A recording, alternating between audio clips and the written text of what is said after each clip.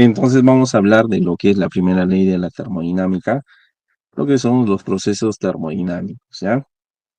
Eh, Como les estaba indicando, pues dentro de un proceso termodinámico, vamos a ver que va a haber un cambio en la variación de la energía interna, pues que se va a encontrar dentro de un recipiente que contiene un gas, ¿de acuerdo? Y ese gas, por ejemplo, puede estar a una temperatura inicial, ¿no? Pero ¿qué pasa si nosotros suministramos este calor a este recipiente, ¿no? Que contiene el gas? ¿O alguna vez te has puesto de repente a analizar qué sucede en el caso, pues, si tú calientas un aerosol, ¿no? ¿Qué sucede, no? Cuando calientas un aerosol, por ejemplo, ese aerosol que sirve para pintar, ¿no? A ver, ¿qué sucederá? A ver, ¿qué creen que sucede si calentamos un aerosol que se encuentra lleno de gas dentro de este recipiente? A ver, ¿qué sucederá, jovencitos? Dice, prende fuego, dice, ¿no?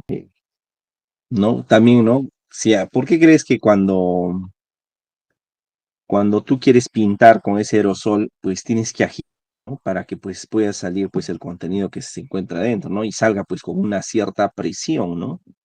Con una cierta fuerza, ¿no? Entonces, eso va a pasar pues cuando nosotros calentamos, ¿no? ¿Qué va a pasar? Va a salir con tanta fuerza, ¿no? La pintura, gracias a que dentro del interior pues hay bastante presión, ¿de acuerdo? Hay bastante presión. Entonces, vamos a ver qué son los procesos termodinámicos, ¿ya? Son procesos cuyas magnitudes permanecen constantes, miren, permanecen constantes, es decir, que el sistema cambia manteniendo cierta proporcionalidad en su transformación. Se les designa el prefijo iso, isotérmico, proceso a temperatura constante, isobárico, proceso a presión constante, ¿de acuerdo? Tenemos más procesos, tenemos el proceso isocoro, tenemos el proceso adiabático, tenemos el proceso cíclico, ¿ya? Tenemos el proceso, en este caso, isotérmico, que denota esta gráfica que ves aquí. Cuando la temperatura es constante, nos dice, ¿no? Esa es la gráfica, ¿ya? ¿Y qué será? ¿Qué será? Eh, ¿Qué es la primera ley de la termodinámica? A ver, ¿qué será la primera ley de la termodinámica? Entonces, entendamos por proceso que desde el punto B, donde inicia, aquí se encuentra, pues de repente, ¿no? A una temperatura inicial, ese gas que está dentro de un recipiente, pero tú le vas a suministrar calor, le vas a suministrar calor a ese recipiente, a ese gas que está contenido en ese recipiente. Entonces, ¿qué va a pasar con el gas que se encuentra dentro? Las moléculas del gas van a empezar a generar mucho mayor energía cinética a partir de la presión que va a existir por ese calor que ha suministrado. Entonces el gas se va a expandir, las moléculas van a hinchar un poco más, ¿no? De ese gas. ¿Y qué van a causar? Van a causar presión. Entonces, como le está suministrando calor, aquí en el punto B ya su temperatura se va a incrementar, ¿no? Debido a esa presión que tiene, ¿no? El volumen va a variar también. El volumen va a variar también. ¿De acuerdo? Entonces, la primera ley de la termodinámica nos habla de ello, ¿no? De estos procesos que va a pasar un gas que se encuentra dentro de un recipiente, que puede estar a temperatura constante o que puede estar, pues, de repente, ¿no? a presión constante. La primera ley de la termodinámica establece que la energía no se crea ni se destruye, sino se conserva. Entonces, esta ley expresa cuando un sistema es sometido a un ciclo termodinámico, el calor cedido por el sistema será igual al trabajo recibido por el mismo y viceversa. Entonces, ¿puede haber un proceso reversible? Sí puede haber un proceso reversible, ¿de acuerdo? Pero eso será un proceso, de repente, ¿no? Eh, ideal lo llamaríamos, ¿no? O sea, la primera ley nos habla de procesos ideales, ¿no? Por ejemplo, yo les hago el comentario siguiente. ¿Alguna vez ustedes han visto qué sucede cuando tú dejas caer una pelota, ¿no? Desde cierta altura, dejas caer una pelota. Profe, la pelota cae y empieza a rebotar, pero poco a poco la altura va disminuyendo, ¿verdad? Va disminuyendo. Y al final se queda pues paralizada en la superficie. Pero tú nunca has visto esto, de que una vez que se quede en la superficie, esa pelota reúne toda la energía interna que ha gastado en la caída y, y toda la energía que se ha disipado, pues en este caso, pues ha ido nuevamente y la pelota por sí sola ha empezado a rebotar nuevamente. ¿O han visto eso, jovencitos, alguna vez? A ver, díganme, ¿han visto eso alguna vez? Colóqueme sí o no, a ver por el chat. ¿Vieron eso? Vuelvo a repetir, ¿no? La pelota cae a la superficie, empieza a rebotar, poco a poco se le acaba la altura, hasta que se queda pues paralizada, ¿no? En la superficie. Ya no rebota más. Pero pasado un cierto tiempo, pues esa pelota reúne la energía de la superficie y por sí sola empieza a rebotar. ¿Han visto eso alguna vez? A ver, les pregunto, jovencitos. ¿Han visto eso? No, ¿verdad? No hemos visto eso. Pero en la primera ley de la termodinámica nos habla de eso, ¿no? De que debería suceder eso. Eso es algo ideal, ¿no? Eso es algo ideal. Por eso acá nos dice que cuando un sistema es sometido a un ciclo termodinámico, el calor cedido por el sistema será igual al trabajo recibido por el mismo y viceversa. Entonces es cíclico, ¿no? Entonces, en la primera ley nos dice que esa pelota va a caer, va a reunir la energía interna y va a volver a botar. Y vuelve a pasar por lo mismo. Se paraliza, reúne la energía y vuelve a rebotar. Eso nos dice la primera ley, ¿no? Es un proceso eh, reversible, ¿no? Dentro de nosotros, dentro de los procesos, vamos a tener a la presión del sistema. Se mide en pascales, jovencitos. El volumen se mide en metros cúbicos. Es el número de moles gaseosos contenidos en el sistema. Número de moles. T es la temperatura, pero esta temperatura, jovencitos, debe estar en Kelvin. R es la constante de los gases perfectos, cuyo valor en las unidades anteriores es de 0,082 pascales metro cúbico por Kelvin mol.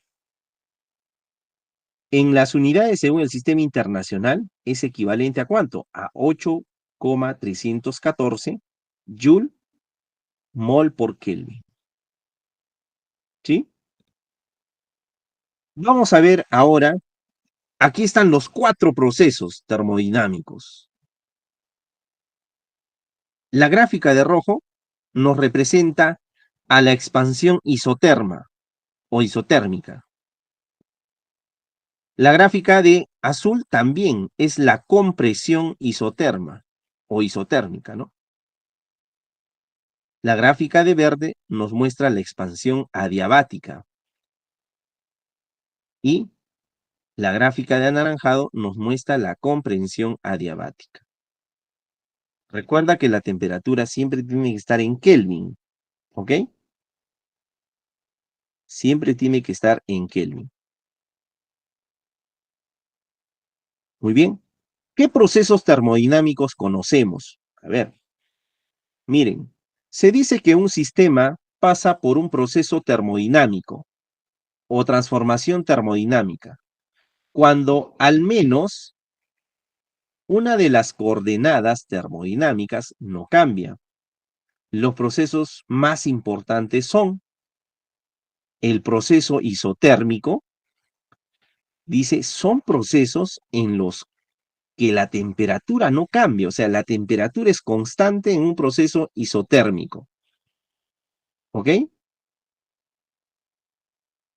Proceso isobárico. Son procesos en los cuales la presión no varía, o sea, te está diciendo que la presión es constante. Proceso isocoro. Son procesos en los que el volumen permanece constante. Isocoro, volumen constante. Acuérdate, ¿eh? Proceso adiabático. Son procesos en los que no hay transferencia de calor alguna. Procesos diatérmicos. Son procesos que dejan pasar el calor fácilmente. Procesos isoendotrópicos. Procesos adiabáticos irreversibles. Procesos en los que la entropía no varía. Este proceso más que todo lo vamos a ver en la tercera ley de la termodinámica, lo que es la entropía, ¿ya? Que vas a tener pues a partir de temperaturas considerables para lo que es el cero absoluto.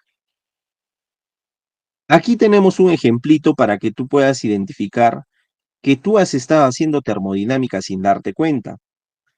Por ejemplo, dentro de un termo donde se colocan agua caliente y cubos de hielo, ocurre un proceso adiabático, ¿no? Tú habrás colocado dentro de un termo que está con agua caliente cubos de hielo. ¿Qué ocurre? Un proceso adiabático, ya que el agua caliente se empezará a enfriar debido al hielo y al mismo tiempo el hielo empezará a derretirse hasta que ambos estén en equilibrio térmico. Sin embargo, no hubo transferencia de calor del exterior del termo al interior, por lo que se trata de un proceso adiabático. O sea, cuando no interfiere el medio ambiente, estamos hablando de un proceso adiabático. Pero dentro del interior sí existe pues una temperatura de equilibrio, hay transferencia de calores, ¿verdad? Otro proceso que tú has vivido de repente y sin darte cuenta, eh, has hecho ya termodinámica, es el proceso isocoro o isocóricos. Es un proceso termodinámico en el cual el volumen permanece constante. Por ejemplo, cuando te has preparado una taza de té o una taza de café, le has puesto pues a ese líquido que contenía café dentro de una taza, le has puesto azúcar. Pero yo te pregunto, ¿ha variado el volumen? No, no ha variado el volumen. Profe, o también cuando cocinas en una olla a presión, ¿varía el volumen? Poco varía el volumen. Esos son procesos isocoros. ¿Ya? Profesor, ¿qué tengo que saber yo para resolver problemas de procesos? Tengo que saber lo siguiente. Miren aquí, jovencitos, ¿ya? Tengo que saber que un proceso isobárico, mira, isobárico, ¿qué tiene en común? Mira, aquí la presión es constante, mira, la presión es constante. Denota una línea constante la presión. pero los volúmenes varían. Volumen 1 varía con el volumen 2. ¿Y qué se cumple, profesor, aquí? Se cumple lo siguiente, que el trabajo generado por ese gas cuando le ha suministrado calorcito es igual a la presión por la variación del volumen. No te vas a olvidar esto, ¿ah? Pero ¿qué tienes acá? Presión constante. Mira la gráfica. Si tú ves esta gráfica, la presión es constante. ¿Y qué se cumple? Se cumple esto de acá. Que el volumen unito es a la temperatura 1. El volumen 2 es a la temperatura 2. ¿Ya ven? Profe, y en un proceso isocoro no generas trabajo. El trabajo es cero. ¿Pero qué se cumple, profesor, aquí? Que en el proceso isocoro el volumen es constante. Como ves, mira la gráfica. El volumen es constante. Entonces, ¿qué va a variar aquí? A ver, dígame, ¿qué va a variar? La la presión, pero va a haber un cambio de temperatura. Entonces, vamos a decir que es presión 1 a temperatura 1 es a presión 2 como a temperatura 2. Esto se va a cumplir. Profe, en un proceso isotérmico vamos a tener la siguiente gráfica, miren. ¿Y qué se cumple? Que la presión 1 por el volumen 1 es igual a la presión 2 por el volumen 2. Pero aquí el trabajo se halla de la siguiente manera, miren, en un proceso isotérmico. El trabajo es la cantidad de moles por la constante de los gases ideales, por la temperatura, variación de temperatura, por el logaritmo del volumen 2 entre el volumen 1. ¿Ya? Y en un proceso adiabático se cumple también lo siguiente. El trabajo se halla de esta manera, ¿no? Con esta ecuación.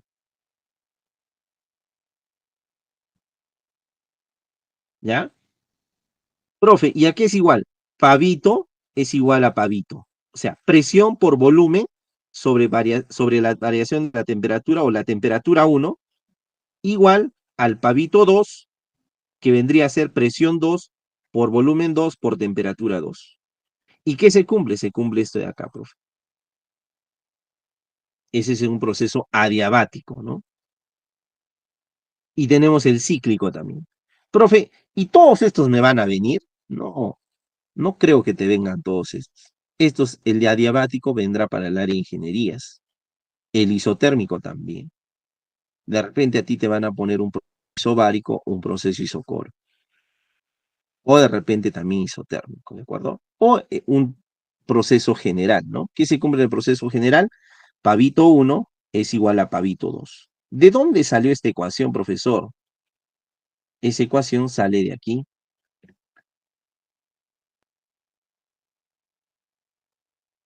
de aquí. Miren, ¿ah? Presión por volumen es igual a la constante R, que es constante de los gases, y N es el número de moles por la temperatura, ¿no? La variación de temperatura. Entonces acá, pavito igual a ratón, ¿no? Entonces, como esta constante es equivalente, esto de aquí es constante, vamos a decir que en el punto A, la presión, vamos a decir que el proceso en A va a ser equivalente al proceso en B. ¿Cuándo? Cuando la temperatura es constante. ¿De acuerdo? Entonces vamos a ir, a esto ya es energía de un gas monoatómico y un gas diatómico. ¿Qué quiere decir que es un gas monoatómico? Por ejemplo, tenemos los gases nobles, ¿no? Helio, neón, argón, criptón, xenón, radón. Estos gases monoatómicos van a tener un solo movimiento o puede ser de traslación. En cambio, un gas diatómico va a tener dos movimientos, ¿no? Se va a mover con traslación y también de forma rotacional, ¿ya? Pero esto no les va a venir, ¿de acuerdo? Esto es ya para lo que es el campo de la ingeniería, ¿no? Entonces, recordar, en un proceso isocórico vamos a tener la gráfica siguiente. En un proceso isotérmico vamos a tener la gráfica siguiente. En un proceso isobárico, la gráfica es esta, ¿no? Y en un proceso adiabático también vamos a tener esta gráfica, ¿ya? La segunda ley de la termodinámica, de repente te pueden preguntar teoría. En este caso, en esta segunda ley, vamos a suministrar calor. ¿A dónde, profesor? A una máquina térmica. ¿Qué va a encargarse esta máquina térmica? De ese calor que le vas a suministrar, lo va a convertir en trabajo mecánico. Pero que no existe una máquina perfecta que tenga una eficiencia al 100%, ¿de acuerdo? Una secadora siempre libera calor, siempre pierde calor. No todo eh, el calor que le suministras va a ser convertido a trabajo. ¿Por qué? Porque no existe una máquina eficiente al 100%. La única máquina que puede ser eficiente al 100%, pues es esta máquina creada por Sadi Carnot. ¿De acuerdo? Bien. Entonces vamos a ir aquí, tenemos una máquina térmica, este es como funciona pues un automóvil, ¿no? De los inyectores dentro del motor pues inyecta gasolina y estos empiezan a hacer combustión y esa combustión del gas pues genera una fuerza que va a empujar el pistón y va a mover esta biela que está aquí y poco a poco se va a generar pues el movimiento, ¿no? El movimiento del motor y esto va a hacer pues que se traslade de un lugar a otro. Entonces vamos a tener una fuente caliente, una fuente fría, o se le conoce como foco caliente, foco frío, y el calor que ingresa por este foco caliente, una parte va a ser convertida en trabajo mecánico y otra parte va a ser liberada porque no existe una máquina eficiente al 100%. A ver, no existe una máquina alguna cuya finalidad sea convertir íntegramente el calor en trabajo mecánico. Es decir, es imposible construir una máquina cuyo funcionamiento presente una eficiencia del 100%. ¿De acuerdo? En la máquina se cumple lo siguiente, que el calor absorbido, o sea, por la máquina, es igual al trabajo neto más el calor liberado, que sería el calor de B. Calor absorbido es el calor que ingresa. Calor liberado es el calor que sale de la máquina. ¿Sí? Entonces, ¿qué se va a cumplir? Que el calor absorbido es igual al trabajo realizado por la máquina más el calor liberado, que sería el calor de B. La eficiencia se halla como el trabajo neto entre el calor absorbido. Recuerda también que de la primera ecuación que hemos visto, podemos pasar este calor liberado restando al calor absorbido y vas a tener el trabajo neto también. La eficiencia de una máquina térmica se halla como 1 menos el calor liberado entre el calor absorbido. Si te dicen, la eficiencia ideal máxima de toda máquina térmica que trabaja en dos focos está dada en función de las temperaturas también. Eficiencia máxima ideal se le llama. 1 menos la temperatura de B entre la temperatura de A. ¿Ok?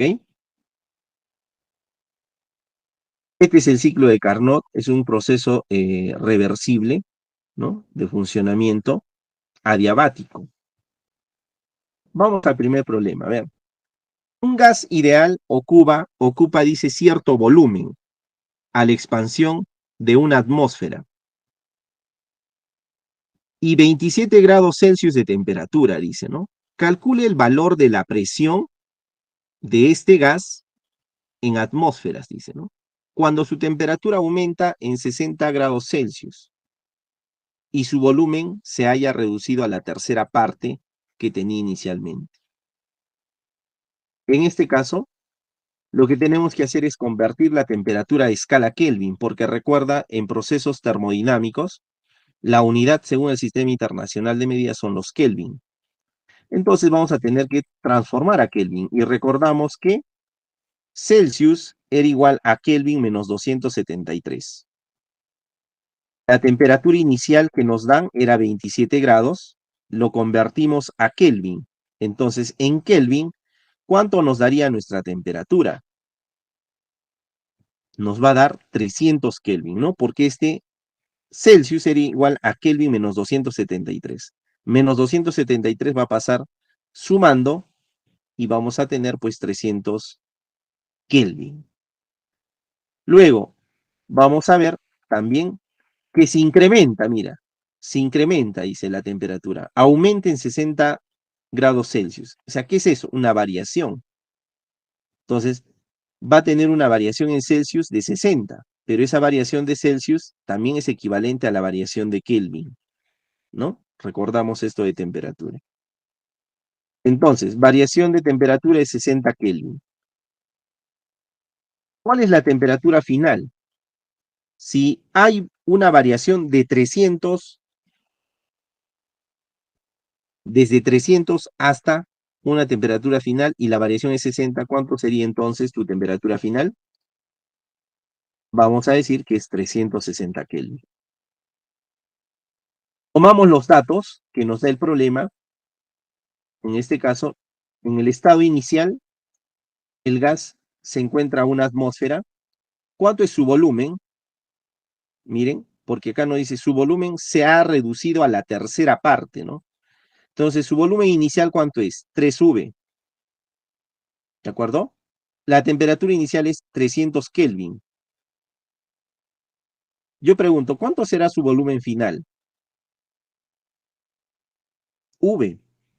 ¿Por qué? Porque de lo que estaba con un volumen inicial de 3V se ha reducido a la tercera parte, o sea, a V. En el estado final vamos a tener lo siguiente. Su volumen final va a ser V y su temperatura final es 360 Kelvin. ¿Qué te está pidiendo? La presión. Te está pidiendo la presión. Entonces vamos a utilizar la ecuación de procesos termodinámicos. ¿Cuál es?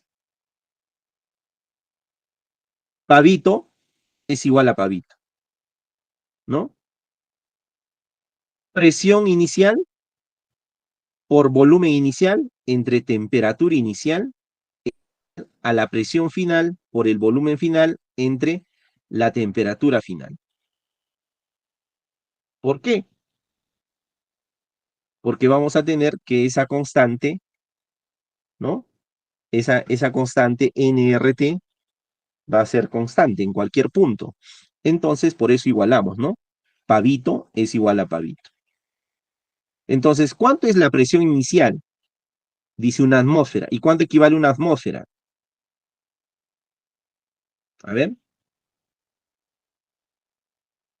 Una atmósfera. En este caso vamos a ver que era, ¿cuánto equivalía una atmósfera, jovencitos? A ver. ¿Cuánto equivalía una atmósfera? 10 a la quinta pascales, ¿no? Pero en este caso nos están diciendo también que calculemos en atmósferas, ¿no? La presión del gas en atmósfera, entonces no tenemos que convertir nada. El volumen inicial es 3V, la temperatura inicial es 300 Kelvin, la presión final me piden, el volumen inicial es V y la temperatura final es 300 Kelvin. ¿Qué va a suceder? Vamos a tener que cancelar un cerito, aquí vamos a tener que cancelar el volumen y al final nos va a quedar 36 por 3 entre 30. Y nos va a dar pues un valor de 3,6 atmósferas. ¿Ya? 3,6 atmósferas. Vamos al siguiente problemita. Un gas ideal tiene una presión de 2 atmósferas. Ocupa un volumen de 5 metros cúbicos, dice. Y se encuentra a 27 grados Celsius. ¿Cuál será la temperatura de este gas si su presión aumenta en 0,5 atmósferas y su volumen se reduce de 2 a 2 metros cúbicos? Entonces hay una variación del volumen, ¿no? Convertimos nuestra temperatura que nos dan de 27 grados Celsius, que sería la temperatura inicial, que ya sabemos por el problema anterior que sería 300 Kelvin. Tomamos los datos inicial. ¿Cuánto nos da? Nos da la presión que es de 2 atmósferas, presión inicial. El volumen inicial nos dice que es 5 metros cúbicos. El volumen final también nos da, porque se reduce a 2 metros cúbicos. Y nuestra temperatura inicial sería 300 Kelvin. Vamos al estado final. Tenemos la presión final. ¿Cuánto es? A ver, ¿cuánto es la presión final? ¿Quién me dice? Aumenta en 0,5 atmósferas. Entonces, ¿cuánto es la presión final? 2,5 atmósferas. ¿El volumen final cuánto es? Sería 2 metros cúbicos. La temperatura final me está pidiendo. Entonces, igual manera, ¿qué vamos a hacer? Vamos a aplicar la ecuación de proceso. ¿Qué nos dice la ecuación de proceso? Pavito es igual a pavito. Pavito inicial es igual a pavito final. Presión inicial, ¿cuánto? 2 atmósferas, profe. Colocamos 2. Volumen, 5. Temperatura inicial, profe, me dan 300 Kelvin, ¿no? Porque lo he convertido a Kelvin. Ah, ya, profe. ¿Y la presión final cuánto era? 2,5. Volumen final, 2. Temperatura final me piden, profesores, o me piden hallar. Entonces hay que resolver ello. Entonces vamos a tener despejando la temperatura final esta ecuación. ¿Ya? 2,5 por 2, 300 pasa a multiplicar y nos va a quedar abajo 2 por 5. Entonces, ¿qué nos va a quedar? A ver, 2 por 5 es 10, te va a quedar acá 2,5 entre 10, se pueden cancelar, 2 con 2 si quieres también. Al final, ¿cuánto nos va a quedar nuestra respuesta? Que la temperatura va a ser 150 Kelvin. ¿De acuerdo? 150 Kelvin.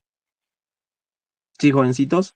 Entonces, tenemos que ver qué estamos utilizando. Estamos utilizando la ecuación general de la termodinámica. ¿De acuerdo? Donde se va a cumplir que la presión inicial por el volumen inicial es a la temperatura inicial. Como la presión final por el volumen final es a la temperatura final. ¿Ok?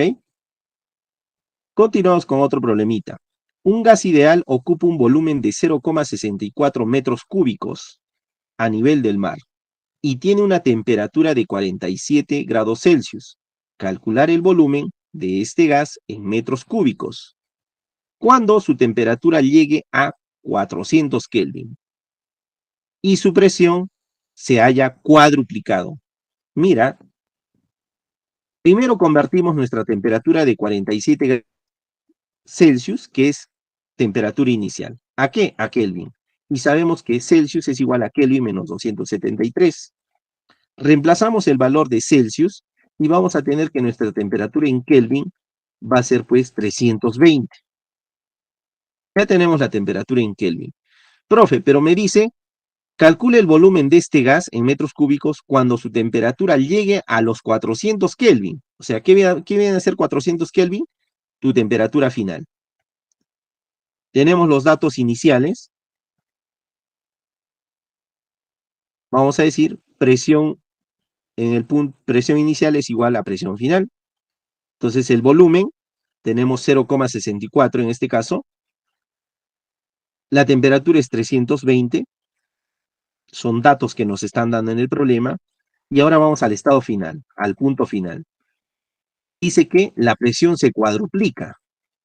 Si la presión inicial es P, en el punto final será el 4 veces P, ¿no? Se cuadruplica. Profe, la temperatura final dice que es 400 Kelvin. Me piden el volumen final. ¿Qué vas a usar? Aplicamos la ecuación de proceso, que sería pavito igual a pavito. Pavito inicial es igual a pavito final. Presión inicial, P, profesor. Volumen, 0,64.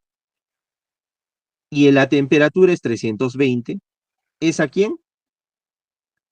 A la presión que se cuadruplicó por el volumen final sobre la temperatura que es 400. Profe, vamos a tener un volumen final de 0,2 metros cúbicos. ¿Sí? Entonces, a nosotros nos va a venir pues problemas de este tipo, ¿no? De este tipo. ¿ya?